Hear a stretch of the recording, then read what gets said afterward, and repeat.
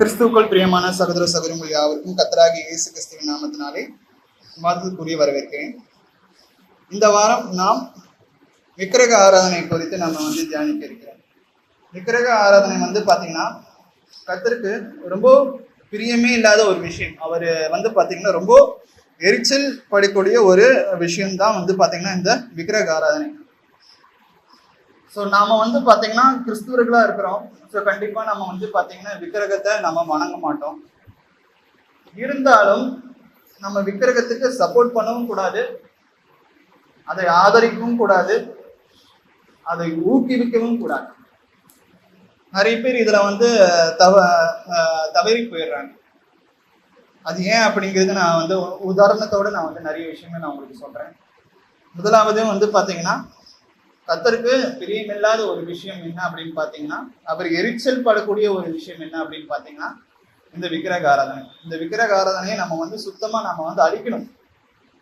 பழைய ஏற்பாட்டின் காலத்துல வாழ்ந்த மக்களுக்கு கர்த்தர் எப்படிப்பட்ட ஒரு கட்டளையை கொடுத்திருக்கிறார், அந்த விக்கிரக ஆராதனையை பண்றவங்களுக்கு எப்படிப்பட்ட ஒரு தண்டனை பூமியிலே அவருக்கு கொடுத்திருக்கிறார் அப்படிங்கிற ஒரு விஷயம் குறித்து நம்ம தியானிக்க இருக்கிறோம்.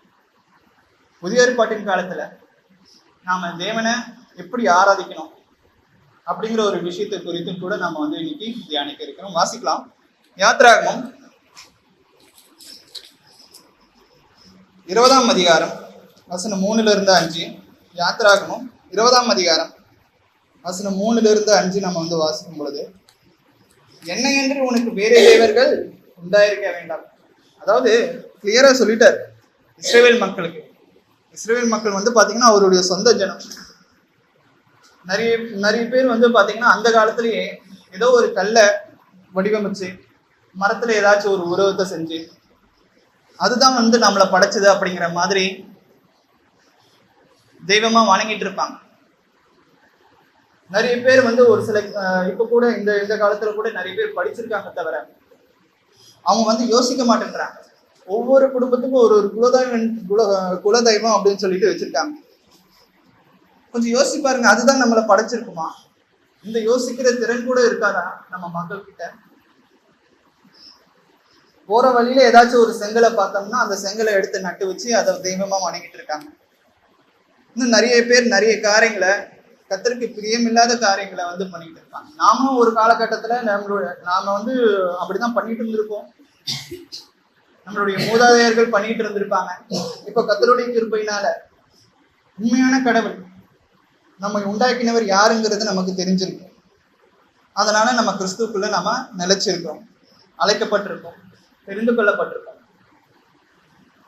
இங்க கிளியரா சொல்லிட்டா இருப்பாருங்க, என்ன என்று உனக்கு வேறே தேவர்கள் உண்டாயிருக்க வேண்டாம். மேலே வானத்திலும் கீழே பூமியிலும் பூமியின் கீழ் தண்ணீரிலும் உண்டாகி இருக்கிறவர்களுக்கு ஒப்பான ஒரு சொரூபத்தையும் யாதொரு விக்கிரகத்தையாகிலும் நீ உனக்கு உண்டாயிருக்க வேண்டாம், உண்டாக்க வேண்டாம். பாருங்க, நிறைய பேர் பாத்தீங்கன்னா நிறைய விஷயங்களை ஈஸியா ஏமாத்தி ஒரு சொரூபத்தை உண்டு பண்ணுவாங்க. அப்படிங்கிறதுக்காக வானத்திலும் சொல்றாரு, கீழே பூமியிலும் சொல்றாரு. அது மட்டும் விடாம பூமியின் கீழ் தண்ணீரிலும் எந்த ஒரு சொரூபத்தையும் உனக்கு உண்டாக்க வேண்டாம் அப்படின்றாரு.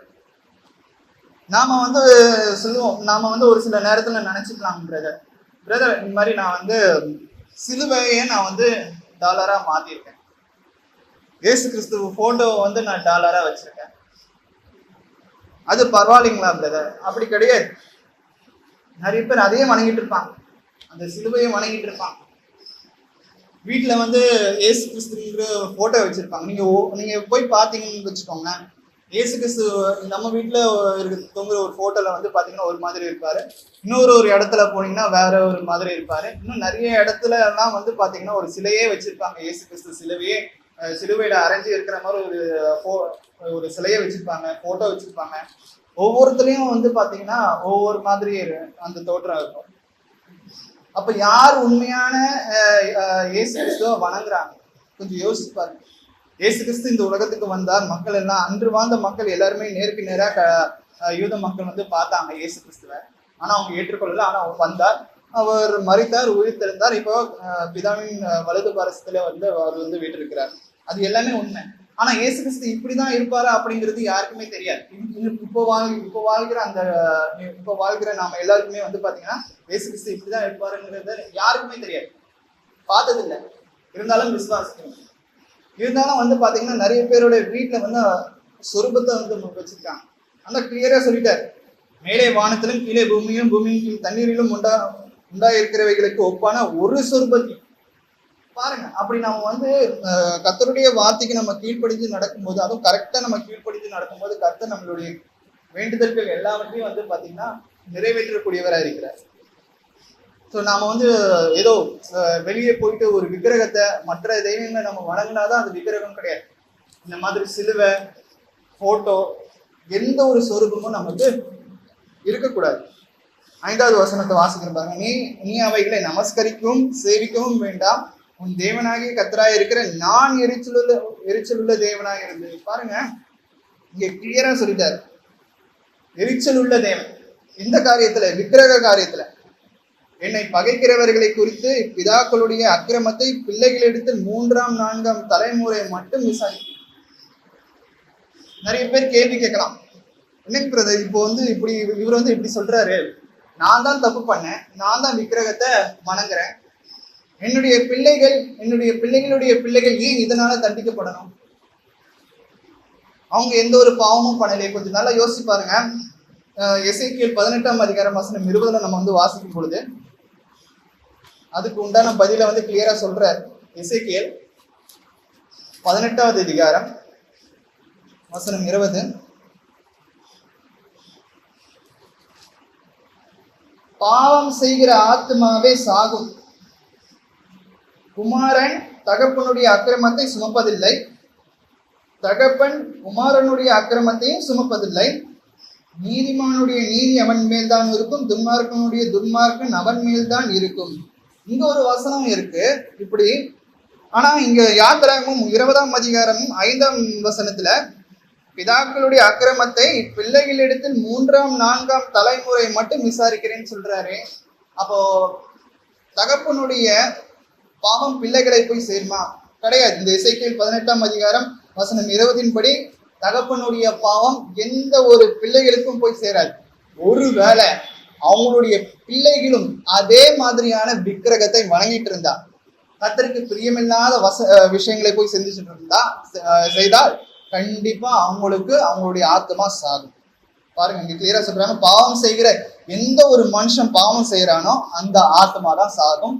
அவனுடைய பிள்ளைகள் பாவம் செய்தார்களானால் சாவார்கள், பாவம் செய்யலன்னா கண்டிப்பா சாவாங்க. ஸோ இங்க வந்து பாத்தீங்கன்னா பிதாக்களுடைய அக்கிரமத்தை பிள்ளைகள் எடுத்து 3ஆம். ஒரு சில பேர் வந்து என்ன பண்ணுவாங்கன்னா, ஒரு அப்பா அம்மா இருக்காங்க, அவங்க தப்பான தேவனுக்கு பிரியமில்லாத காரியத்தை பண்ணிக்கிட்டு இருக்காங்க. அதே காரியத்தை அவங்களுடைய பிள்ளைகளும் பண்ண வாய்ப்பு இருக்கு. அவங்க அப்பா அம்மா வந்து தப்பான காரியத்தை குழந்தைகள் மீது திணிக்க வாய்ப்பு இருக்கு. அப்ப அவங்க அப்பா அம்மா மட்டும் தப்பு பண்றது இல்லாம அந்த பிள்ளையும் சேர்த்து தப்பு பண்ண வைக்கிறாங்க. அப்ப அந்த பிள்ளையும் சேர்ந்து பாவம் செய்து அதனால வந்து பாத்தீங்கன்னா அந்த ஆத்மாவும் சாகும்.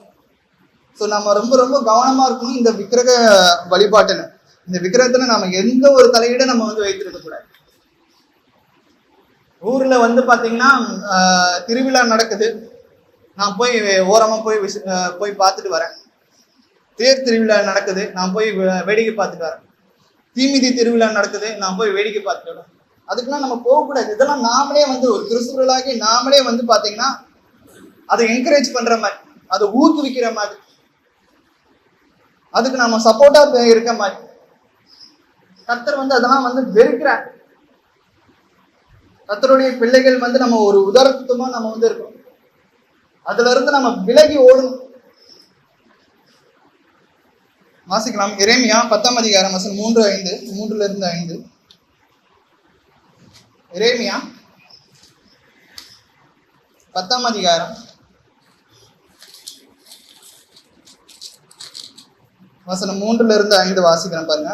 ஜனங்களின் வழிபாடுகள் வீணா இருக்கிறது, காட்டில் ஒரு மரத்தை வெட்டுகிறார்கள், அது தச்சன் கையாடுகிற வாட்சியால் பணிப்படும், வெள்ளினாலும் பொன்னினாலும் அதை அலங்கரித்து அது அசையாதபடிக்கு அதை ஆணிகளாலும் சுத்திகளாலும் உறுதியாக்குகிறார்கள்.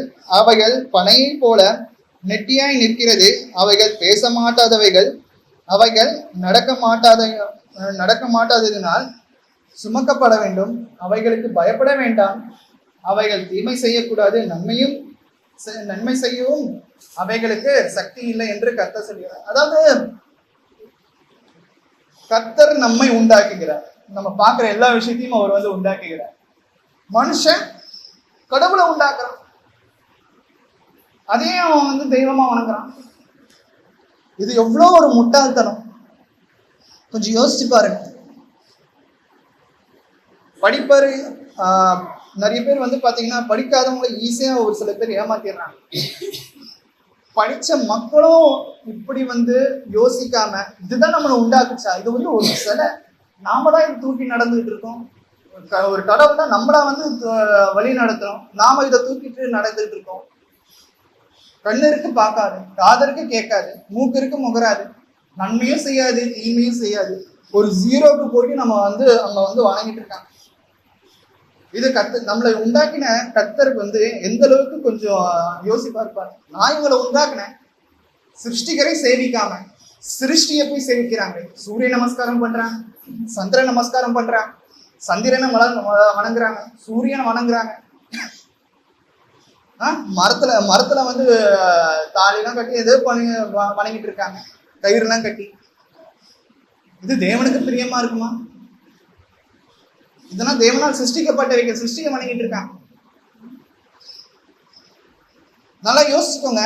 ஒரு மனைவி ஒரு கணவன் இருக்காங்க, அந்த குடும்ப வாழ்க்கையில ஒரு கணவன் மனைவிக்கு துரோகம் பண்ணிட்டு வேற ஒரு பொண்ணு கூட போகிறது வந்து ஒரு விபச்சாரமான ஒரு விஷயம். அதே போல மனைவி கணவனுக்கு துரோகம் பண்ணிட்டு வேற ஒருத்தரோடைய போகிறதும் வந்து விபச்சாரம். அதே விபச்சாரத்தை கர்த்தர் விக்கிரக ஆராதனைங்க நிறைய தடவை சொல்லியிருக்காரு. விக்கிரக ஆராதனை வந்து ஒரு பெரிய விபச்சாரம். எப்படி பிரதர் அது விபச்சாரம் ஆகும் அப்படின்னு சொல்லிட்டு நீங்க கேட்கலாம். விக்கிரக ஆராதனை ஒரு தப்பான ஒரு விஷயம் தான். அது எப்படி விபச்சாரத்துக்குள்ள வருது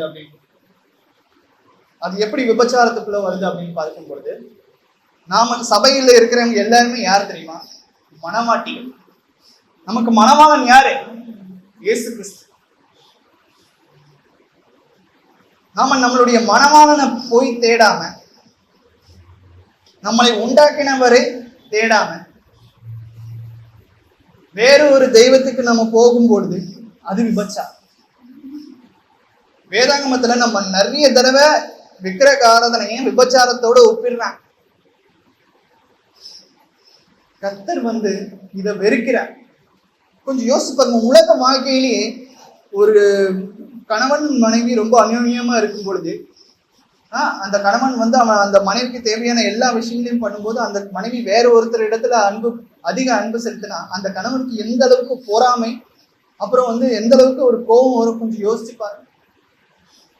அதே போல மனைவி தன்னுடைய கணவனுக்கு தேவையான எல்லா நன்மையான காரியங்களும் செய்யறாங்க, தங்கத்தட்டுல தாங்குறாங்க, அவனுக்கு நல்ல ஒரு கனத்தையும் மகிமையும் மரியாதையும் கொடுத்துக்கிட்டு இருக்காங்க. அப்படி இருக்கும்போது அந்த கணவன் அந்த மனைவியை விட்டு விலகி வேற ஒரு பொண்ணு கூட போகும்போது அந்த மனைவிக்கு எப்படிப்பட்ட ஒரு கோபம் எல்லாமே வரும். அதே தான் தேவன் வந்து நம்மை உண்டாக்கினார். நாம யாருடையவர்கள்? தேவனுடைய, இயேசு கிறிஸ்துவனுடைய உடையவர்கள். அப்படி இருக்கும் பொழுது நாம மனசளவுல கூட நம்ம எந்த ஒரு விக்கிரகத்தையும் நம்ம தேடி போகக்கூடாது, அதுக்கு எந்த ஒரு சப்போர்ட்டும் பண்ணக்கூடாது. அப்படி சப்போர்ட் பண்ணோம் அப்படின்னா அது ஒரு விபச்சாரம். வேதாங்கமத்துல நிறைய இடத்துல இது குறித்து நம்ம வந்து வாசிக்கிறோம். அடுத்ததாக கூட நம்ம வந்து வாசிக்கலாம். ஏசாயா 42 அதிகாரம் பாருங்க. அப்படிப்பட்ட ஒரு விபச்சாரத்தை நம்ம பண்ணாலும் கூட தேவன் நம்மளை மன்னித்து ஏற்றுக்கொள்கிறார். அப்படிப்பட்ட இரக்கம் உள்ள தேவன். இந்த உலகத்துல வந்து பாத்தீங்கன்னா ஒரு மனைவி கணவருக்கு விரோதமாக துரோகம் பண்ணிட்டு அந்த மனைவி திரும்பி உள்ள வரும்போது அந்த கணவன் ஏற்றுக்கொள்ள மாட்டான். அதே போல கணவனும் வந்து பாத்தீங்கன்னா மனைவிக்கு துரோகம் பண்ணிட்டு திரும்ப என்னை மன்னிச்சுட்டேன் அப்படின்னு சொல்லிட்டு வந்தவனும் கூட அந்த மனைவி வந்து பல தடவை யோசிப்பாங்க, ஏற்றுக்கொள்ள மாட்டாங்க. ஆனா கர்த்தர் அப்படி பண்ணவே மாட்டார். கர்த்தர் எப்பொழுதுமே மன்னித்து நம்மளை ஏற்றுக்கொள்ளக்கூடியவரா இருக்கிறார். ஏசாயா 42 அதிகாரம் வசனம் 8. நான் கர்த்தர், இது என் நாமம், என் மகிமை வேறு ஒருவனுக்கும், என் துதியை விக்கிரகங்களுக்கும் கொடை. பாருங்க, இந்த ஒரு விஷயத்துல தேவன் ஸ்ட்ரிக்டா இருக்கிறார். என்னுடைய நாமம் கர்த்தர், நான் கர்த்தர், இது என் நாமம், என் மகிமை வேறு ஒருவனுக்கும், என் துதியை விக்கிரகங்களுக்கும் உடை. கடவுள் பேர்ல எவ்வளவோ மோசடி பாருங்க. அவர் என்ன என்ன நினைக்கிறேன்னா, எனக்கு என் மக்கள் எனக்கு தான் சொந்தமா இருக்கணும், என்னுடைய மகிமையை நான் வேற யாருக்குமே நான் தரமாட்டேன், யாருக்குமே நான் ஷேர் பண்ணவும் மாட்டேன், யாருக்குமே நான் பகிர்ந்து கொடுக்க மாட்டேன். என் மகிமை வேறு ஒருவனுக்கும், என் துதியை விக்கிரகங்களுக்கும் கொடுக்கும். ஆனா மக்கள் என்ன பண்ணிட்டு இருக்காங்க? கர்த்தருக்கு முதுக காமிச்சிட்டு மகிமை எல்லாவற்றையும் விக்கிரகத்துக்கு செலுத்திட்டு இருக்காங்க. இவர்கள் எல்லாம் அழைக்கப்பட்டவர்களா? கிடையாது. நாம அழைக்கப்பட்டவர்கள். நான் ஏற்கனவே சொல்லியிருக்கேன், அழைக்கப்பட்டவர்களா மாத்திரம் நாம் இல்லாமல் தெரிந்து கொள்ளப்பட்ட மக்களாய் நம்ம இருக்கிறோம். அடுத்ததாக கூட நம்ம வாசிக்கலாம். உபாகமம் 13ஆம் அதிகாரம்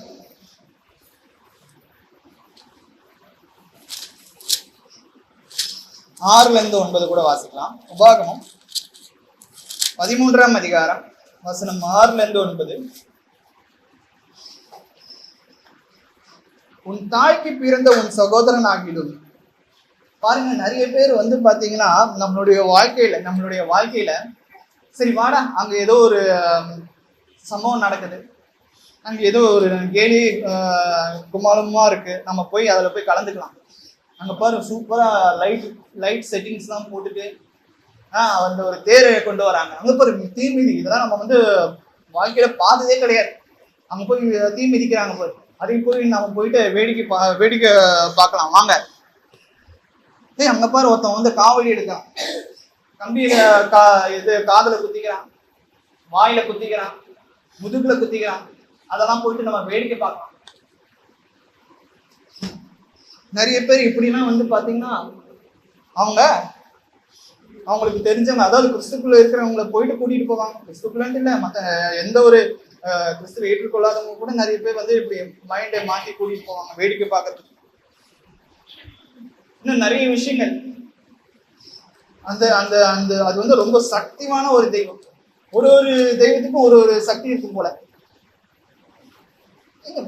நான் படிச்ச நிறைய பேர் இந்த மாதிரியான விஷயத்தை சொல்லி நான் கேள்விப்பட்டிருக்கேன். அது ரொம்ப ரொம்ப சக்தியான தெய்வம்.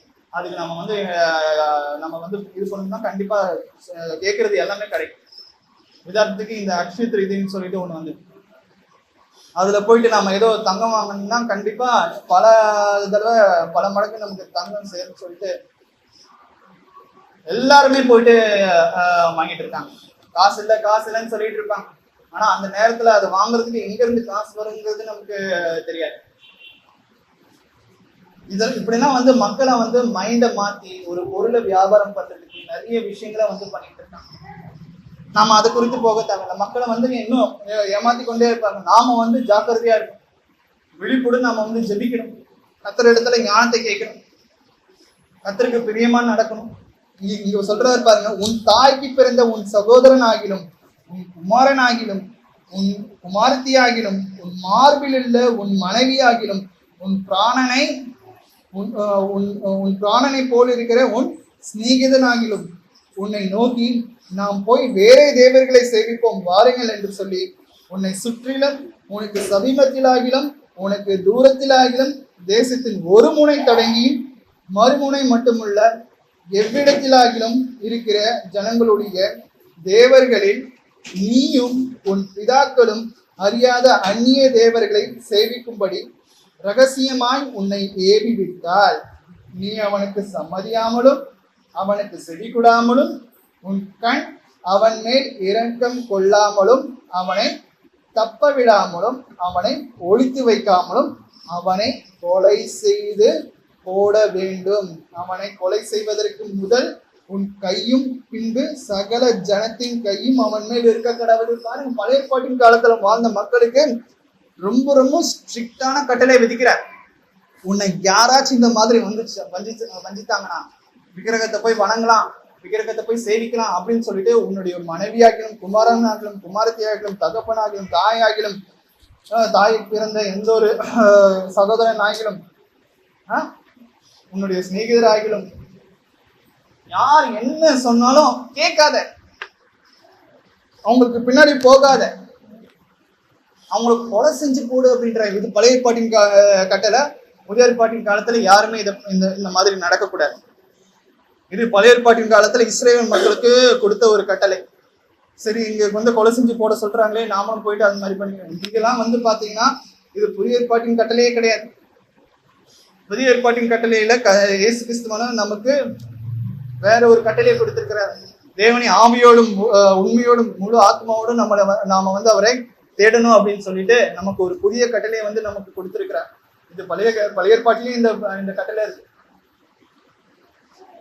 பாருங்க, இந்த அளவுக்கு ஒரு கட்டளையை ஒருத்தர் கொடுத்திருக்காருன்னா, தேவன் வந்து கொடுத்திருக்கிறாருன்னா, அப்போ வேற எந்த ஒரு விஷயத்துக்கும் இந்த அளவுக்கு கொலை செஞ்சு போடணும் அப்படின்ட்டு இருக்கா இல்லையங்கிறது எனக்கு தெரியல. இருக்கு. தாய் தகப்பன்மாருக்கு யாராச்சும் கீழ்படினா அவங்களையும் வந்து பாத்தீங்கன்னா இமிடியேட்டா இல்ல, நிறைய பேர்கிட்ட வந்து ஆலோசனை கேட்பாங்க. அதை தாண்டி வந்து பாத்தீங்கன்னா அந்த மகன் வந்து கீழ்படினா அவனையும் கொலை செஞ்சு போடணும் அப்படின்னு சொல்றாரு. பழைய ஏற்பாட்டின் காலத்துல வந்து கட்டளைகள் எல்லாம் வந்து ரொம்ப கஷ்டமா இருந்தது. ஆனா புதிய ஏற்பாட்டின் காலத்துல இயேசு கிறிஸ்து அப்படிப்பட்ட ஒரு பெரிய கட்டளையை நமக்கு வந்து கொடுக்கல. ரெண்டு கட்டளை. நம்மளுடைய பிதாவை முழு இருதயத்தோடும் முழு ஆத்மாவோடும் முழு மனதோடும் நம்ம வந்து சேவிக்கணும். அதுக்கு மட்டும் இல்லாம நாம எந்த அளவுக்கு அன்பு கூறுறோமோ அதே போல மற்றவங்களையும் அன்பு கூறணும். இது ரெண்டு தான் முக்கியமான ஒரு கட்டளையா வந்து இயேசு கிறிஸ்து நமக்கு வந்து கொடுத்துட்டு போயிருக்கிறார். ஸோ இங்க வந்து பாத்தீங்கன்னா விக்கிரகாராதனை பண்றவங்க, அதை பண்ண தூண்டுறவங்க எல்லாருமே கொலை செஞ்சு போடணும் அப்படின்னு சொல்லிட்டு இப்படிப்பட்ட ஒரு கட்டளையே வந்து கொடுத்திருக்கிறார். அடுத்ததாக கூட நம்ம வந்து வாசிக்கலாம். ரோமர் 1ஆம் அதிகாரம் வசனம் 21 25. ரோமர் 1ஆம் அதிகாரம் வசனம் 21 25. அவர்கள் தேவனை அறிந்தும் அவர்கள் அவரை தேவன் என்று மகிமைப்படுத்தாமலும் ஸ்தோத்திரியாமலும் இருந்து தங்கள் சிந்தனைகளினாலே வீணரானார்கள். உணர்வில்லாத அவர்களுடைய இருதயம் இருளடைந்தது. அவர்கள் தங்களை ஞானிகள் என்று சொல்லியும் பைத்தக்காரராகி அழிவில்லாத தேவனுடைய மகிமையை அழிவுள்ள மனுஷர்கள், பறவைகள், மிருகங்கள், ஊரும் பிராணிகள் ஆகிய இவைகளுடைய ரூபங்களுக்கு ஒப்பாக மாற்றினார்கள். இது நிமித்தம் அவர்கள் தங்கள் இருதயத்தில் உள்ள இச்சைகளினாலே ஒருவரோடொருவர் தங்கள் சரீரங்களை அவமானப்படுத்தத்தக்கதாக தேவன் அவர்களை அசுத்தத்திற்கு ஒப்பு கொடுத்தார். தேவனுடைய சத்தியத்தை அவர்கள் பொய்யாக மாற்றி சிருஷ்டிகரை தொழுது சேவியாமல் சிருஷ்டியை தொழுது சேவித்தார்கள். அவரே என்றென்றைக்கும் ஸ்தோத்தரிக்கப்பட்டவர். ஆமீன். பாருங்க, இன்னைக்கு நாம எடுத்துக்கொண்ட தலைப்பு வந்து பாத்தீங்கன்னா விக்கிரக ஆராதனையை வந்து கர்த்தர் ரொம்ப ரொம்ப வெறுக்கிறேன். அதுக்கு சப்போர்ட் பண்றவங்களே வெறுக்கிறேன். ஒரு சில நேரங்கள்ல நம்மளுடைய வேலை நிமித்தமாக அப்படிப்பட்ட ஒரு சில விஷயங்களை பண்ண வேண்டியிருக்கும். அது முடிஞ்ச அளவுக்கு நம்ம அதை வந்து விலகி ஓடணும். விக்கிரகத்துல இருந்து நம்ம விலகி ஓடணும். கர்த்தர் வந்து அது ரொம்ப ரொம்ப வெறுக்கிறார். இதெல்லாம் நீங்க வந்து பண்ணிட்டு கர்த்தர் இடத்துல ஜெபிக்கும் போது அவர் உங்களுடைய ஜெபத்தை கேட்பாருன்னு நினைக்கிறீங்க? பாருங்க, கேட்க மாட்டேன். விக்கிரகத்தை விட்டு நம்ம விலகி ஓடணும். நிறைய பேர் வந்து பாத்தீங்கன்னா வந்து பேருக்கு கிறிஸ்தவர்களா இருப்பாங்க. ஆனா வந்து பாத்தீங்கன்னா நிறைய விஷயங்களை பண்ணிட்டு இருப்பாங்க. உதாரணத்துக்கு வந்து பாத்தீங்கன்னா விநாயகர் சதுர்த்திக்கு வந்து ஸ்டேட்டஸை போடுறது, அது எல்லாமே நீங்க வந்து அங்கீகரிக்கிறீங்க. பொங்கல் ஆனாலும் சரி, தீபாவளி ஆனாலும் சரி, இந்த மாதிரி விநாயகர் சதுர்த்தி ஆனாலும் சரி, இன்னும் நிறைய விஷயங்கள் ஆனாலும் சரி, அதுக்கெல்லாம் நீங்க வந்து சப்போர்ட் பண்ணும்போது அப்போ நீங்க அதை அங்கீகரிக்கீங்கன்னு தானே அர்த்தம். கர்த்தருக்கு அது பிரியமில்லாத ஒரு விஷயமா தானே இருக்குன்னு அர்த்தம். இங்க வந்து பாத்தீங்கன்னா பறவைகள் நிறைய இடத்துல நம்ம பார்த்துருக்கோம். மயிலை வணங்குறாங்க, காளையை வணங்குறாங்க, பசுமாட்டை வணங்குறாங்க, காமத்தேன்னு சொல்லிட்டு ஏதோ ஒன்று வணங்கிட்டு இருக்காங்க. இதெல்லாம் வந்து பாத்தீங்கன்னா மனுஷங்களா அவங்களுடைய மூதாதையர்கள் உண்டு பண்ண ஒரு விஷயம். அது அவர்களுடைய பிள்ளைகளும் வந்து பண்ணிட்டு இருக்காங்க. அந்த பிள்ளைகளுக்கும் அந்த அப்படிப்பட்ட ஒரு பாவங்கள் போய் சேரும். நிறைய யோசிச்சு பாருங்க. இவர்கள் எல்லாருமே வந்து பாத்தீங்கன்னா கிறிஸ்துவை தெரிந்து கொள்ளாதவர்கள், கிறிஸ்து யாரு அப்படின்ட்டு தெரியாதவர்கள். நாம கிறிஸ்து தெரிஞ்சவங்க, கிறிஸ்து யாரு பிதாவாகிய தேவன் யாரு, பரிசுத்த ஆவியானவர் யாருன்னு சொல்லிட்டு நமக்கு நல்லா தெரியும். அது தெரிஞ்ச நிறைய பேர் பின்வாங்கிட்டு போறாங்கன்னா, அப்படிப்பட்ட ஒரு விஷயத்துக்கு உறுதுணையா இருக்கிறாங்க, சப்போர்ட் பண்றாங்க அப்படின்னா, அது எந்த அளவுக்கு தேவன் வெறுக்கிறார் அப்படிங்கிறத நம்ம யோசிச்சு பார்க்கணும். என் வாழ்க்கையில ரொம்ப கஷ்டப்படுறேன், எனக்கு கர்த்தர் எந்த ஒரு சுகத்தையும் பலனையும் கொடுக்கல, என்னுடைய பிள்ளைகள் ரொம்ப கஷ்டப்படுறாங்க, எங்க வீட்டுல எல்லாமே ஒரே பிரச்சனையா இருக்கு, சண்டையா இருக்கு அப்படின்னா எப்படி நடக்கும்? இந்த மாதிரியான விக்கிரகத்துக்கு எந்த ஒரு விதத்திலும் சப்போர்ட் பண்ணக்கூடாது. டிவியில அப்படிப்பட்ட ஒரு பாட்டு ஓடுதுன்னா கூட நம்மளுடைய பிள்ளைகளை அதை கேட்க வைக்க கூடாது. இது ஒரு கட்டளையா இல்லை, இருந்தாலும் அந்த விக்கிரகத்தை விட்டு நம்ம விலகி ஓடணும், அதை டக்குன்னு மாத்தணும். இதெல்லாம் நம்ம பார்க்க கூடாது. பிள்ளைகளை சிறு வயது முதல் கொண்டு நாம ட்ரெயின் பண்ணணும். கர்த்தருக்கு இது பிரியமில்லாத ஒரு காரியம், இதை விட்டு நம்ம விலகி போகணும் அப்படின்னு சொல்லிட்டு நம்ம குழந்தைகளை நம்ம ட்ரெயின் பண்ணணும். இல்லைன்னா நம்மளுடைய பாவங்கள் பாத்தீங்கன்னா பிள்ளைகளையும் பேசுறோம், அவங்களும் பாத்தீங்கன்னா ஓகே இதெல்லாம் ஒண்ணும் இல்லை, கரெக்ட், ஒண்ணுமே இல்லைதான், ஒண்ணுமே இல்லைதான். நம்ம மனசுல பாத்தீங்கன்னா அது ஒண்ணு இல்லை. ஆனா நம்மளை பார்த்து ஒரு சில கிறிஸ்தவர்கள், ஓ இவங்கெல்லாம் பாத்தீங்கன்னா மற்ற தெய்வத்தை அங்கீகரிக்கிறாங்க, அப்போ நாமளும் அங்கீகரிக்கலாம்னு சொல்லிட்டு அவங்களும் அந்த மாதிரி பண்ணுவாங்க. அதுக்கு வாய்ப்பு, அதுக்கு நாம உறுதுணையா இருக்கக்கூடாது. அடுத்ததாக கூட நம்ம வாசிக்கலாம். வெளிப்படுத்தின விசேஷம் 21ஆம் அதிகாரம் வசனம் 8. வெளிப்படுத்தின விசேஷம் 21ஆம் அதிகாரம் வசனம் 8.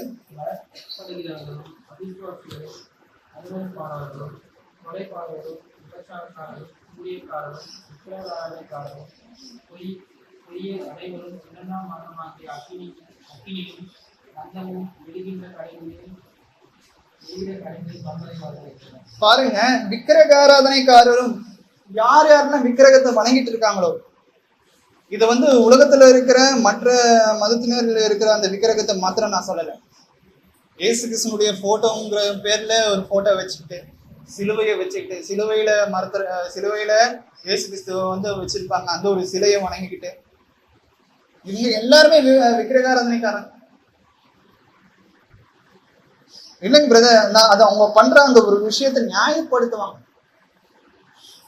நம்ம தேவனிடத்துல போயிட்டு நியாயப்படுத்த முடியுமா? தேவனே, நான் மற்ற விக்கிரகத்தை நீங்க சொன்ன மாதிரி நான் வணங்கல, உங்களுடைய போட்டோ, உங்களுடைய சிலை இதான் நான் வச்சிருக்கேன். இப்பதான் நம்ம கொஞ்ச நேரத்துக்கு முன்னாடி வாசிச்சோம். யாத்திராகமம் 20ஆம் அதிகாரத்துல, மேலே வானத்திலும் கீழே பூமியிலும் எந்த ஒரு சொரூபமும் உங்களுக்கு இருக்கக்கூடாது, எந்த ஒரு சொரூபமும் இருக்கக்கூடாதுன்னு சொல்லும் போதே அது எல்லாமே அடங்கிடும். அந்த நேரத்துல போயிட்டு நான் உங்களுடைய சொரூபத்தை தான் நான் வச்சு வணங்கிட்டு இருந்தேன் அப்படின்ட்டு நீங்க அவர் இடத்துல போயிட்டு நியாயப்படுத்த முடியாது. எழுதப்பட்டவைகளுக்கு மிஞ்சி நாம எதுக்கு என்னன்னு கொஞ்சம் யோசிச்சு பாருங்க. கர்த்தர் கொடுக்குற அந்த வசனத்தை தாண்டி நாம எதுக்கு யோசிக்கணும்? அதுதான் இங்க சொல்றாரு பாருங்க. பயப்படுகிறவர்களும் அவிசுவாசிகளும் அருவருப்பானவர்களும் கொலைபாதகரும் விபச்சாரக்காரரும் சூனியக்காரரும் முக்கியமா விக்கிரக ஆராதனைக்காரரும் இவங்க எல்லாருமே பாத்தீங்கன்னா 2ஆம் மரணமாகிய அக்கினியும் கந்தகமும் எரிகிற கடலிலே பங்கடைவார்கள் என்கிறார். பாருங்க, இதுதான் அவர்களுக்கு கடைசியா நடக்க போற ஒரு விஷயம். வெளிப்படுத்தின விசேஷம் 21ஆம் அதிகாரம் வசனம் 8 படி இது ஒரு தீர்க்க தரிசன வசனம். பழைய ஏற்பாட்டில கொடுத்திருக்கிற தீர்க்க தரிசிகள் சொன்ன எல்லா காரியமும் புதிய ஏற்பாட்டுல நிறைவேறி இருக்கு. புதிய ஏற்பாட்டுல இருக்கிற நிறைய தீர்க்க தரிசன வசனங்கள் இப்போ நடந்துகிட்டு இருக்கு, இனிமேலும் நடக்கும். அடுத்ததாக கூட நம்ம வாசிக்கலாம். கொலோசியர் 3ஆம் அதிகாரம். நம்ம நினைச்சுக்கிட்டு இருக்கோம் இந்த சிலை வழிபாடு அது மாத்திரம்தான் நம்ம விக்கிரக ஆராதனை அப்படின்னு நினைச்சுக்கிட்டு இருக்கோம். அது மட்டுமே விக்கிரக ஆராதனை கிடையாது. இன்னொன்னு ஒரு முக்கியமான ஒரு விஷயம் இருக்கு. அது நம்மள எக்கச்சக்க பேரு அது நம்ம அந்த தப்பை நம்ம பண்ணிட்டு இருக்கோம். ஆனா அதுவும் ஒரு பெரிய விக்கிரக ஆராதனை தான். வாசிக்கலாம். கொலோசியர் 3ஆம் அதிகாரம் வசனம் 5.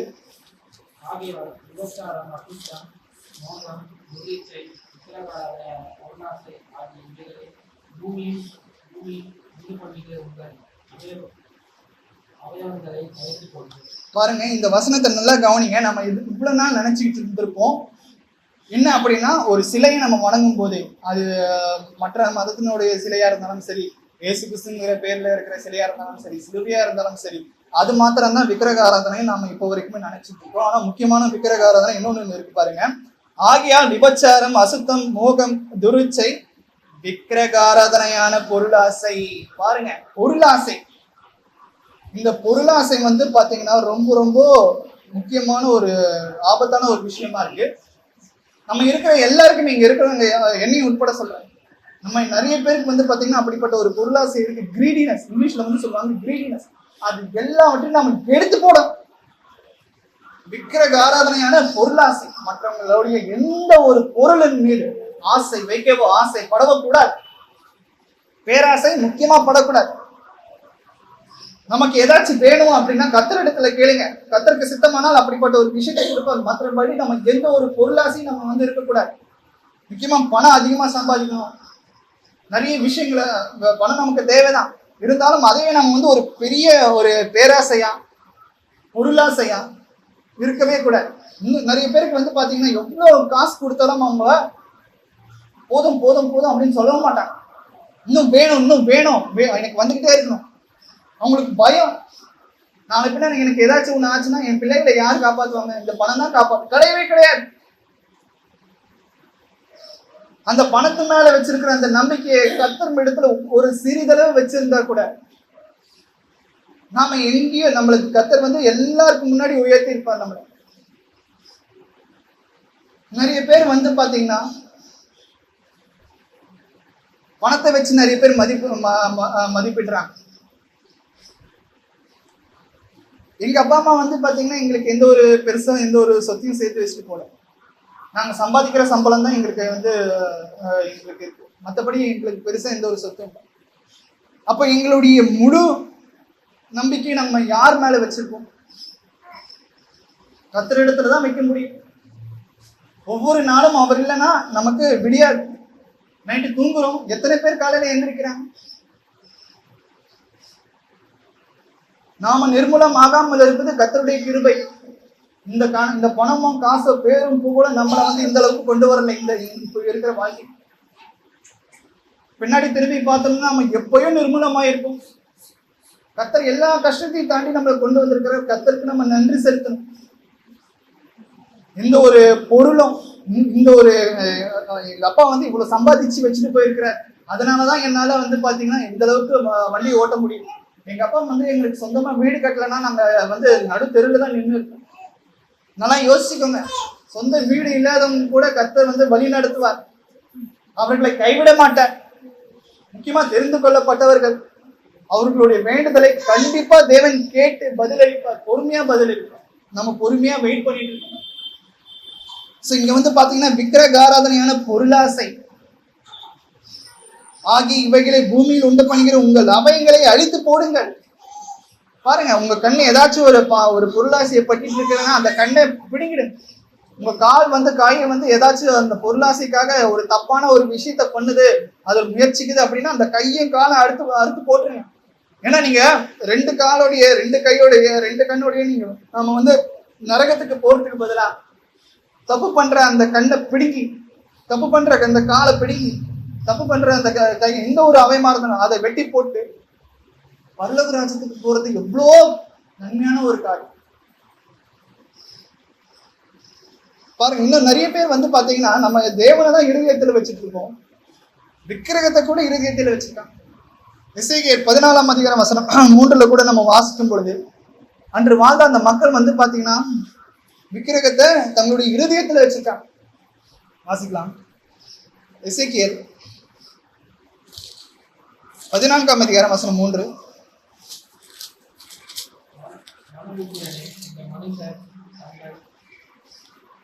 மரங்களான விக்கிரகங்களை தங்கள் இதயத்தின் மேல் நாட்டி, தங்கள் அக்கிரமம் ஆகிய இதழ்களை தங்கள் முகத்துக்கு எதிராக வைத்து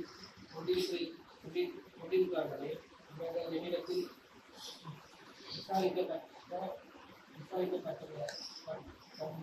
மனுபுத்திரனே, இந்த மனுஷர் தங்கள் நரகலான விக்கிரகங்களை தங்கள் இருதயத்தின் மேல் நாட்டி. பாருங்க, அவங்க வந்து வெறும் சிலையை மட்டும் வந்து பாத்தீங்கன்னா அவங்க வச்சு வணங்கல, அந்த சிலையை அந்த விக்கிரகத்தை தங்களுடைய இருதயத்துல கூட வச்சிருக்காங்க.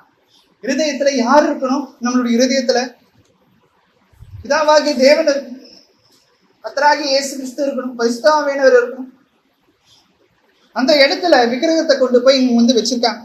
நரகலான விக்கிரகங்களை தங்கள் இருதயத்தின் நாட்டி தங்கள் அக்கிரமம் ஆகிய இடரலை தங்கள் முகத்துக்கு எதிராக வைத்துக் கொண்டிருக்கிறார்களே, இவர்கள் என்னிடத்தில் விசாரிக்க தகுமோ? பாருங்க, வெறும் சிலை வழிபாடு மட்டும் இல்லாம அந்த சிலையை அவங்களுடைய இருதயத்துல வச்சிருக்காங்க. அப்போ எந்த அளவுக்கு கர்த்தர் வந்து அதை வெறுக்கிறார் அப்படிங்கறத நம்ம வந்து யோசிச்சு பார்க்கணும். அடுத்ததா கூட நம்ம வந்து வாசிக்கலாம். அப்போ உண்மையான வழிபாடுனா என்ன அப்படிங்கிற ஒரு விஷயத்த நம்ம வந்து பார்க்கலாம். யோவான் 4ஆம் அதிகாரம் வசனம் 23, 24. நாம யாரை வணங்கணும், அந்த எப்படி நம்ம வந்து வணங்கணும் அப்படின்ட்டு வாசிக்கலாம். இப்பொழுதே வந்திருக்கிறது. நம்மை கூறுகிறவர்கள் இப்படிப்பட்டவர்கள் பிதாவான விரும்புகிறார். தேவன் ஆவியாயிருக்கிறார். அவரை கூறுகிறவர்கள் ஆவியோடும் உண்மையோடும் அவரை தொழுது கொள்ள வேண்டும் என்றார். பாருங்க, உண்மையாய் தொழுது கொள்ளுகிறவர்கள் பிதாவை ஆவியோடும் உண்மையோடும் தொழுது கொள்ளும் காலம் வரும், அது இப்பொழுதே வந்திருக்கிறது. தம்மை தொழுது கொள்ளுகிறவர்கள் இப்படிப்பட்டவர்களா இருக்கும்படி பிதாவானவர் விரும்புகிறார். தேவன் ஆவியா இருக்கிறார். அவரை தொழுது கொள்ளுகிறவர்கள் ஆவியோடும் உண்மையோடும் அவரை தொழுது கொள்ள வேண்டும் என்றார். பாருங்க, அவருடைய எதிர்பார்ப்பு என்ன அப்படின்னா, நம்ம வந்து கம்ப்ளீட்டா சரண்டர் ஆகும். தேவனை நம்ம வந்து தேடும் போது நம்ம எந்த ஒரு மனசுல எந்த ஒரு யோசனையும் வந்து இருக்கக்கூடாது. ஃபுல்லா டெடிகேட்டடா நம்ம வந்து கர்த்தர் இடத்துல சரண்டர் ஆகும்.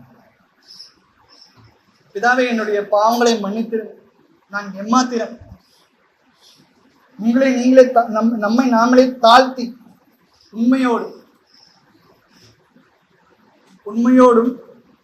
ஆவியோடும் உண்மையோடும் நம்ம வந்து அவரை தொழுது கொள்ள வேண்டும். அந்த காலம் இப்பவே வந்திருக்கு. இயேசு கிறிஸ்து வரும்போதே அந்த காலம் வந்துருச்சு. தேவன் ஆவியா இருக்கிறார். அவரை தொழுது கொள்கிறவர்கள் ஆவியோடும் உண்மையோடும் அவரை தொழுது கொள்ள வேண்டும். ஆவியோடு எப்படி நான் தொழுது கொள்கிறது பிரதர் அப்படின்ட்டு நம்ம வந்து ஒரு கேள்வி இருக்கும். கண்டிப்பா எனக்கு அந்த கேள்வி இருந்தது. ஸோ நாம வந்து ஜெபிக்கும் பொழுது நிறைய விஷயங்களை நம்ம புறக்கணித்து விட்டு, வீணான விஷயங்களை நம்ம புறக்கணித்து விட்டு, நம்மளுடைய கவனம் எல்லாமே ஒருமித்து அந்த ஜெபத்துல இருக்கு. அதே போல இப்போ நம்ம பிரேயருக்கு வந்திருக்கோம் அப்படின்னா மற்ற எல்லா விஷயத்தையும் ஒதுக்கி வைத்து விட்டு, சாத்தான் கொண்டு வருகிற எல்லா தடைகளையும் ஒதுக்கி வைத்து விட்டு, கர்த்தருடைய வசனத்துல நம்ம வந்து கவனமா இருக்கணும், டெடிகேட்டடா இருக்கணும். ஒரு தேவனை துதிச்சு பாடும்போது சரி, அது ஆமையோட ரொம்ப சந்தோஷமா யாரு துதிச்சு பாடுறோம், தேவனை துதிச்சு பாடுறோம், தேவனை நம்ம வந்து ஸ்தோத்தரிக்கிறோம், கனம் பண்றோம், அதை நம்ம சந்தோஷமா பண்ணலாமே. சினிமா பாட்டு பாடுறோம் மூச்சு விடாம, மற்றவங்கள உலகத்துல இருக்கிற மற்ற மக்களை சந்தோஷப்படுறதுக்கு என்னென்னமோ பண்றோம். சோசியல் மீடியால அதை தான் பண்ணிட்டு இருக்காங்க, உலக மக்களை சந்தோஷப்படுறதுக்கு. யாராச்சும் ஒரு நன்மையான ஆவிக்குரிய ரீதியில யாராச்சும் ஏதாச்சும் போடுறாங்களா? ஆவிக்குரிய ரீதியில ஏதாச்சும் உருப்படுறதுக்கு? ஏன்னா அந்த அந்த விஷயம்லாம் கேட்க மாட்டாங்க. ஜீவனுக்கு எதுவான வழி எதுவுமே யாருமே கேட்க மாட்டாங்க. அதுதான் சொல்றாங்க, இடுக்கமான வழியில் பிரவேசிங்கள் அப்படின்ட்டு. ஏன்னா நிறைய பேர் அதனால அதுக்குள்ள பிரவேசிக்க மாட்டாங்க. அவங்களுக்கு எது ரொம்ப சபிஸ்டிகேட்டடா இருக்கோ, எந்த ரொம்ப ரொம்ப கம்ஃபர்ட் ஜோன்ல இருக்காங்களோ, எது ரொம்ப ஈஸியா இருக்கோ, எனக்கு என் வாழ்க்கையில என்ன சந்தோஷமா என்னை வச்சுக்குதோ அதை தான் நான் வந்து வைப்பேன். அந்த இடத்துக்கு தான் நான் போவேன். தேவையில்லாம நான் தேவனுடைய வசனத்தை நான் எதுக்கு கேட்கணும்? அது எனக்கு போரிங்கா இருக்கு. அதுக்கு பதிலாக நான் வேற ஏதாச்சும் நான் வந்து கவனம் செலுத்தினேன். அப்படி இருக்கக்கூடாது. இதுதான் வந்து என்ன சொல்றது, ஆவியில நம்ம வந்து வளராம இருக்கணும். ஆவியில வளருது, ஆவியோடும் உண்மையோடும் மாறாதுக்குன்னா எல்லா நேரமும் நம்ம வந்து பாத்தீங்கன்னா கர்த்தரை நினைக்கணும்.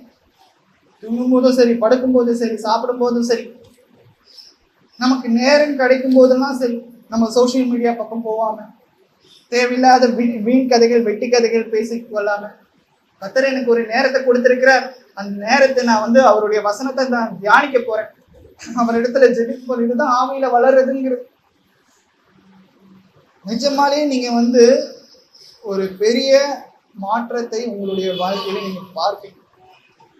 பொறுமையா நடக்கும். கர்த்தரா கொடுக்கறது கண்டிப்பா எப்பவுமே நிலைச்சு. அடுத்ததா கூட நம்ம வந்து வாசிக்கலாம். ரோமர் 12ஆம் அதிகாரம் வசனம் 1. அப்படி இருக்க சகோதரரே, நீங்கள் உங்கள் சரீரங்களை பரிசுத்தமும் தேவனுக்கு பிரியமான ஜீவ பலியாக ஒப்புக் கொடுக்க வேண்டும் என்று தேவனுடைய இரக்கங்களை குறித்து உங்களை வேண்டிக் கொள்கிறேன். இதுவே நீங்கள் செய்யத்தக்க புத்தியுள்ள ஆராதனை. பாருங்க, புத்தியுள்ள ஆராதனைனா என்ன அப்படின்ட்டு அப்போஸ்தலனாகிய பவுல் ரோமாபுரியில இருக்கிற சபைக்கு வந்து மக்களுக்கு வந்து எழுதுறார். புத்தியுள்ள ஆராதனை என்றால் என்ன, அதற்கு உண்டான பதில் என்ன அப்படின்னு பார்க்கும்பொழுது, அப்படி இருக்க சகோதரரே, நீங்கள் உங்கள் சரீரங்களை பரிசுத்தமும் தேவனுக்கு பிரியமுமான ஜீவ பலியாக ஒப்புக் கொடுக்க வேண்டும் என்று. ஏன் ஜீவ பலியாக நான் ஒப்புக் கொடுக்கணும்? கண்டிப்பா ஒப்பு கொடுக்கணும். ஏன் அப்படின்னா, நம்மளுடைய பாவத்தை இயேசு கிறிஸ்து நம்மளுடைய பாவத்தை அவர் சிலுவையில சுமந்து தீர்த்தார். அப்ப நம்ம யாருடையவர்கள்? கிறிஸ்துவினுடையவர்கள். அவர் நமக்கு நல்ல ஒரு மேய்ப்பன். அவர் தான் நமக்கு வந்து ஒரு நல்ல ஒரு வழிகாட்டுறேன். அப்ப நாம அவருக்கு நம்ம என்ன பண்றோம்? ஒண்ணுமே பண்றது இல்லையே. ஆனா இங்க சொல்றாரு பாருங்க, தேவனுக்கு பிரியமான ஜீவ பலியாக ஒப்பு கொடுக்க வேண்டும் என்று தேவனுடைய இரக்கங்களை முன்னிட்டு உங்களை வேண்டிக் கொள்கிறேன். இதுவே நீங்கள் செய்யத்தக்க புத்தியுள்ள ஆராதனை. நிறைய பேர் இப்போலாம் வந்து பாத்தீங்கன்னா ஆராதனை பண்றதுக்கு கூட வெக்கப்படுறாங்க. ஊழியம் பண்றதுக்கு வெக்கப்படுறாங்க.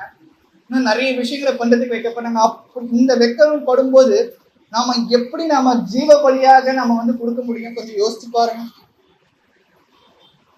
எதற்குமே நம்ம வெக்கப்படக்கூடாது. மத்தவங்க ஏதாச்சும் ஒண்ணு பேசிடுவாங்களே அப்படின்னு சொல்லிட்டு நீங்க வெக்கப்படாதீங்க. சத்தியத்தை தான் நீங்க சொல்ல போறீங்க. சத்தியத்தை தான் நம்ம வந்து தேவனுடைய வார்த்தையை நம்ம வந்து எடுத்து போதிக்கும் போது நம்ம வெக்கப்படக்கூடாது. அதனால நமக்கு ஏதாச்சும் பிரச்சனை வருமோ அப்படின்னு நினைச்சாலும் கூட கவலைப்படாது. கர்த்தர் நமக்கு வந்து ஒண்ணுமே அதாவது எந்த ஒரு கெடுதலும் வரவிட மாட்டார். உங்கள் தலையில இருக்கிற ஒரு முடி கூட விடாது அவருடைய கட்டளையிட்டாங்க. நாம பண்ண வேண்டிய விஷயங்கள், நமக்கு எப்படிப்பட்ட ஒரு புத்தியுள்ள ஆராதனை நம்ம பண்ணணும் அப்படின்னா, பரிசுத்தமும் தேவனுக்கு பிரியமான ஜீவ பலியாக ஒப்புக் கொடுக்க வேண்டும் என்று தேவனுடைய இரக்கங்களை முன்னிட்டு உங்களை வேண்டிக் கொள்கிறேன். இதுதான் வந்து பாத்தீங்கன்னா அப்போஸ்தலனாகிய பவுல் அங்க எழுதுகிறார். இது வந்து அவருடைய சொந்த வார்த்தை கிடையாது. பரிசுத்த ஆவியினாலே அவர் வந்து ஏவப்பட்டு இப்படிப்பட்ட விஷயங்களை வந்து எழுதுகிறார். அன்று வாழ்ந்த கிறிஸ்தவர்களுக்கு ரோமபுரியில வாழ்ந்த சபையினர். அடுத்ததா கூட நம்ம வந்து வாசிக்கலாம். தேவனுக்கு ஒரு முக்கியமா அவருக்கு பிடிச்ச ஒரு ஆராதனை, எப்படிப்பட்டவர்களுடைய ஜெபத்தை அவர் வந்து கேட்கிறார் அப்படின்ட்டு நம்ம வந்து பார்க்கலாம். சங்கீதம் 51 அதிகாரம் வசனம் 17. சங்கீதம் 51 அதிகாரம் வசனம் 17. தேவனுக்கு ஏற்கும் பலிகள் நொறுங்குண்ட ஆவிதான். தேவனே நொறுங்குண்டதும் நறுங்குண்டதுமான இருதயத்தை நீர் புறக்கணீர்.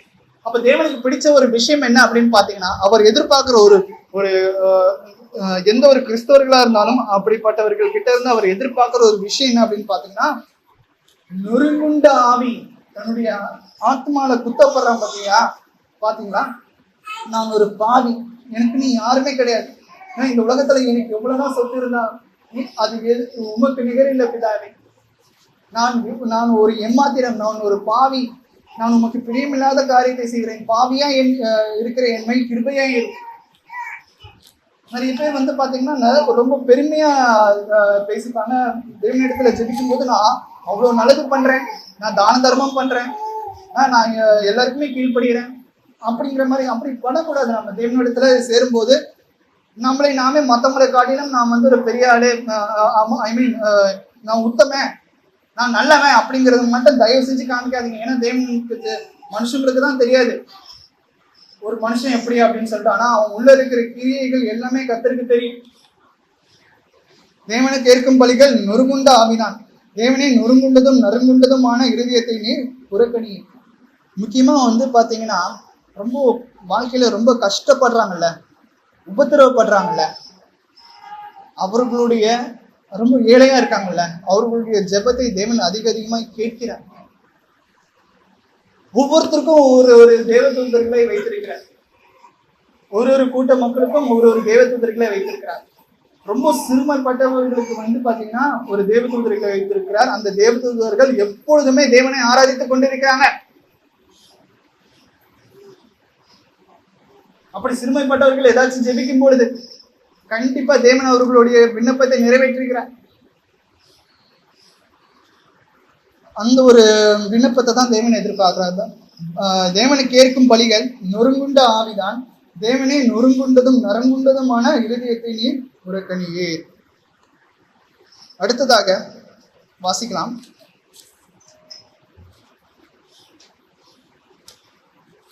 அப்போஸ்தலர் நடபடிகள் 17ஆம் அதிகாரம் வசனம் 29 இருந்து நான் வாசிக்கிறேன். அப்போஸ்தலர் நடபடிகள் 17ஆம் அதிகாரம் வசனம் 29 இருந்து வாசிக்கிறேன். நாம் தேவனுடைய சந்ததியாக இருக்க மனுஷருடைய சித்திர வேலையினாலும் யுக்தியினாலும் உருவாக்கின பொன் வெள்ளி கல் இவைகளுக்கு தெய்வம் ஒப்பாயிருக்கும் என்று நாம் நினைக்கலாகாது. அறியாமையில் உள்ள காலங்களை தேவன் காணாதவர் போல் இருந்தார். இப்பொழுதோ மன திரும்ப வேண்டும் என்று எங்கும் உள்ள மனுஷர் எல்லாரும் கட்டளையிடுகிறார். மேலும் ஒரு நாளை குறித்திருக்கிறார், அதிலே அவர் தாம் நியமித்த மனுஷனை கொண்டு பூலோகத்தை நீதியாய் நியாயந்திருப்பார். அந்த மனுஷனை மருத்துவரிலிருந்து வெளிப்படுத்தினாலே அதன் நிச்சயத்தை எல்லாருக்கும் விளங்க பண்ணுகிறார் என்றார். பாருங்க, இங்க கிளியரா சொல்லிட்டார். என்னன்னா, மனுஷருடைய சித்திர வேலையினாலும் யுக்தியினாலும் உருவாக்கின பொன் வெள்ளி கல் இவைகளுக்கு தெய்வமா ஒப்பாய் இருக்கும் என்று நாம் நினைக்கலாகாது. பாருங்க, எப்பவுமே பாத்தீங்கன்னா இது புதிய ஏற்பாட்டுல அப்போஸ்தலனாகிய பவுல் மூலியமாக நமக்கு இப்படிப்பட்ட ஒரு சத்தியமான கிடைச்சிருக்கு. எந்த ஒரு சொரூபத்தையும் பழைய ஏற்பாட்டின் காலத்துல வாழ்ந்த மக்களுக்கு மாத்திரம் இல்லாம புதிய ஏற்பாட்டின் வாழ்கிற நமக்கும் இப்படிப்பட்ட ஒரு கட்டளையானது கொடுக்கப்பட்டிருக்கிறது. எந்த ஒரு சொரூபத்தையும் நம்ம வணங்கக்கூடாது. முன்னாடி பாத்தீங்கன்னா அன்று வாழ்ந்த மக்கள் அறியாமையில இருந்த ஒரு சில விஷயங்கள் பண்ணியிருப்பாங்க. இப்ப எல்லாமே நமக்கு தெரிஞ்சிச்சு. அதான் 30வது வசனம் சொல்றாரு, அறியாமையில் உள்ள காலங்களை தேவன் காணாதவர் போல இருந்தார். இப்ப நமக்கு பாத்தீங்கன்னா ஒரு தப்பு செய்யறோம், ஆனா அது தப்புங்கிறது நமக்கு தெரியாது. அந்த மாதிரியான விஷயத்தை கர்த்தர் மறந்துடுவார். அதுதான் இங்க சொல்றது, அறியாமையில் உள்ள காலங்களை தேவன் காணாதவர் போல் இருந்தார். ஒரு வேளை நமக்கு எப்போ ஞானம் நான் பண்ணது தப்பு, நான் பண்ணிட்டு இருக்கிறது தப்பு, நான் பண்ண போறது தப்பு, அப்படி எப்போ நம்ம உணர்றோமோ அதுதான் தேவன் அதிகமா கடைந்து கொள்வோம். ஏன்னா நமக்கு தெரியும் எது பாவம் அப்படின்னு சொல்லிட்டாரு. தெரிஞ்சு நம்ம துணிச்சலா நம்ம பண்றோம் பாத்தீங்கன்னா, அதுதான் தேவன் வெறுக்கிறார். அறியாமையில் உள்ள காலங்களை தேவன் காணாதவர் போல் இருந்தார். இப்பொழுதோ மனம் திரும்ப வேண்டும் என்று எங்கும் உள்ள மனுஷர் எல்லாரும் கட்டளையிடுகிறார். மனம் திரும்பினா மாத்திரம்தான் நம்ம பாத்தீங்கன்னா பரலோக ராஜ்யத்தை சுதந்திரிக்க முடியும். இல்லைங்க பிரதர், நான் எதுக்கு மனம் திரும்பணும்? நான் தான் எந்த ஒரு விக்கிரகத்தையும் மனப்பிலேயே. நான் ஏற்கனவே சொல்லிட்டேன். நான் ஏற்கனவே நான் உங்களுக்கு இன்னைக்கு நம்ம வாசிச்சோம். அதாவது முக்கியமா பொருளாசையை குறித்து வாசிச்சோம். பொருளாசை நமக்கு நிறைய பேருக்கு இருக்கு. அந்த ஒரு விக்கிரக ஆராதனையை விட்டு நம்ம கண்டிப்பா வெளியே வந்தே ஆகும். முக்கியமா அப்படிப்பட்ட ஒரு விக்கிரக மத்தேயு 6ஆம் அதிகாரம் வசனம் 24 கூட வாசிக்கலாம். 2 எஜமான்களுக்கு ஊழியம் செய்ய, மத்தேயு 6ஆம் அதிகாரம் வசனம் 24, 2 எஜமான்களுக்கு ஊழியம் செய்ய ஒருவனாலும் கூடாது. ஒருவனை பகைத்து மற்றவனை சிநேகிப்பான், அல்லது ஒருவனை பற்றி கொண்டு மற்றவனை அசட்டை பண்ணுவான். தேவனுக்கும் உலக பொருளுக்கும் ஊழியம் செய்ய உங்களால் கூடாது. இங்க கிளியரா சொல்லிட்டாரு பொருளாசை குறித்து 2 முக்கியமான விஷயங்கள் இருக்கு. என்ன அப்படின்னா, நம்மை உண்டாக்கின தேவன் பிதாவாகிய தேவன் ஒருத்தர். இன்னொரு ஒரு விக்கிரக ஆராதனை என்ன அப்படின்னு பாத்தீங்கன்னா, உலக பொருள். நான் ஏற்கனவே சொன்னேன், விக்கிரக ஆராதனை பொருளாசி அப்படின்னு சொல்லிட்டு இங்க உலக பொருள் அப்படின்றாங்க. 2 இப்ப நீங்க உலக பொருள் நீங்க ரொம்ப பற்றுதலா இருந்து அதை நீங்க பின்பற்றி போனீங்க அப்படின்னா நீங்க தேவனுடைய அன்பு உங்களுக்கு கண்டிப்பா இருக்காது. ஏன் அப்படின்னா அது ஒரு விக்கிரக ஆராதனை.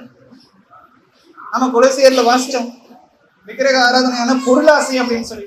பொருளாசை யாருக்குமே இருக்கக்கூடாது. இங்கேயும் அப்படிதான், தேவனுக்கும் உலக பொருளுக்கும் ஊழியம் செய்ய உங்களால் கூடாது. ஒருவேளை நான் பொருளாசையா இருந்தேன், எனக்கு எல்லா பொருள் மேல எனக்கு ஆசை இருக்கு, எல்லாத்தையும் நான் அடையணும் அப்படின்னு நீங்க நினைச்சீங்கன்னா உங்களிடத்துல கண்டிப்பா கர்த்தர் வாசம் செய்ய மாட்டார். ஏன்னா நீங்க விக்கிரகத்தை வணங்கிட்டு இருக்கீங்க. விக்கிரகத்தை நீங்க சிலை வழிபாடு தான் விக்கிரகம் கிடையாது. யார் யார் இடத்துல பொருளாசை இருக்கோ அவர்கள் எல்லாருமே பாத்தீங்கன்னா விக்கிரக ஆராதனைக்காரர். இங்கேயும் பாத்தீங்கன்னா மனம் திரும்புதலை குறித்து நம்ம வாசிக்கிறோம். 2 கொரிந்தியர் 6ஆம் அதிகாரம் வசனம் 16-17. 2 கொரிந்தியர் 6ஆம் அதிகாரம் வசனம் 16-17. தேவனுடைய ஆலயத்திற்கும் கிறிஸ்தவர்களுக்கும் சம்பந்தம் ஏது? நான் அவர்களுக்குள்ளே வாசம் பண்ணி அவர்களுக்குள்ளே உலாவி அவர்கள் தேவனாயிருப்பேன், அவர்கள் ஜனங்களாக இருப்பார்கள் என்று தேவன் சொன்னபடி நீங்கள் ஜீவனுள்ள தேவனுடைய ஆலயமாயிருக்கிறீர்களே. ஆனபடியால் நீங்கள் அவர்கள் நடுவிலிருந்து புறப்பட்டு பின் போய் அசுத்தமானதை தொழாதீர்கள் என்று கர்த்தர் சொல்கிறார். தேவனுடைய ஆலயத்துக்கும் விக்கிரகங்களுக்கும் சம்பந்தம் வேறு. பாருங்க, நிறைய பேர் வந்து ஒப்பிடுவாங்க. ஒரு சில பேர் வந்து பாத்தீங்கன்னா 3 தெய்வத்தையும், அல்லாவும் சரி, இயேசுவும் சரி, அப்புறம் வந்து பாத்தீங்கன்னா விக்கிரகத்தையும் சரி போட்டோ போட்டு வணங்கிட்டு இருப்பாங்க. தேவனுடைய ஆலயத்துக்கும் விக்கிரகங்களுக்கும் சம்பந்தம் வேறு. அப்ப இயேசு கிறிஸ்துவ வந்து பாத்தீங்கன்னா யாரோ ஒருத்தர் கூட இல்லாத ஒரு விஷயத்துக்கு கூட அவங்க வந்து ஒப்பிடுறாங்க. அந்த போட்டோல இருக்கிறது இயேசு கிறிஸ்து இல்லைன்னாலும் கூட அவர்கள் வந்து அந்த அளவுக்கு நினைச்சுக்கிட்டு இருக்காங்க. தேவனுடைய ஆலயத்துக்கும் விக்கிரகங்களுக்கும் சம்பந்தம் வேறு. நான் அவர்களுக்குள்ளே வாசம் பண்ணி அவர்களுக்குள்ளே உலாவி அவர்கள் தேவனாய் இருப்பேன், அவர்கள் என் ஜனமாயிருப்பார்கள் என்று தேவன் சொன்னபடி நீங்கள் ஜீவனுள்ள தேவனுடைய ஆலயமா இருக்கிறீர்களே. பாருங்க, இந்த சரீரம் வந்து பாத்தீங்கன்னா தேவனுடைய ஆலயம். அந்த ஆலயத்தை நம்ம வந்து தீட்டுப்படுத்தலாமா? அதுதான் இங்க சொல்றாரு பாருங்க, அசுத்தமானதை தொடாதிருங்க. நிறைய பேர் வந்து பாத்தீங்கன்னா படைச்சு இருக்கிறது அப்படின்னு சொன்னாங்க. அதெல்லாம் வந்து பாத்தீங்கன்னா நம்ம தெரிஞ்சே நம்ம போயிட்டு இது பண்ணக்கூடாது. ஒருவேளை தெரியாம நம்ம எடுக்கிறோம் அப்படின்னா நாம எப்படியும் கண்டிப்பா ஒரு படைக்கப்பட்டதை நம்ம இடத்துல வந்து கொடுத்தாலும் சரி, அதை நம்ம எப்படியும் நம்ம ஸ்தோத்திரம் பண்ணிட்டே கர்த்தருக்கு நன்றி செலுத்தி தான் நம்ம சாப்பிட போறோம். ஒருவேளை அது படைக்கப்பட்டது அப்படின்னு தெரிஞ்சிருந்தா அதை நம்ம வந்து விலகிடலாம்.